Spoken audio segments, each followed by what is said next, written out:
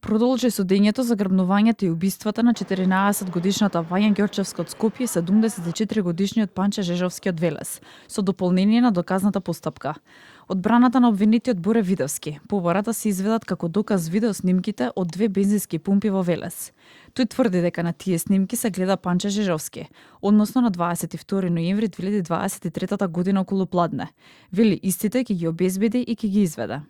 Тие снимки треба да го покажат движењето на Кангуто во критичниот период. Тие снимки ќе видат доказ дека Кангуто не се движело по таа релација, затоа што за Кангуто да стигне до куќата на Велибор Манев мора да помине покрај тие две бензински станици и мора да ги има на тие две снимки. Кога ќе видите дека во тие снимки во споменатиот период го нема Кангуто, ќе ви биде јасно дали снимките од куќата на Велибор Манев се вистини. Според адвокатот на прво обвинетиот Лјупчо Палевски, обвинителството се спротивставува само на своите докази.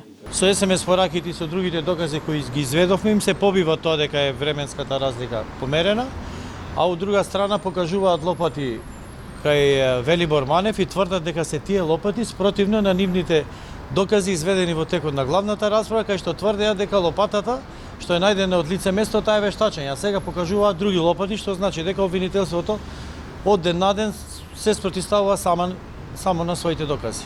Адвокатот на таткото на Вања Владимир Туфекџич приложи докази кои според одбраната докажуваат дека Александар Ѓорчевски во критичниот период од 27 ноември до 3 декември 2023 година има остварено комуникација со психијатар од градската општа болница 8 септември, а претходно и Ѓорчевски истото го навел во исказот. Додека пак одбраната на обвинетите Велибор Манев и Владко Кешишев не приложија докази во ова дополнение на доказната постапка. Денеска заврши доказната постапка, а судењето продолжува со завршни зборови на 2 јуни.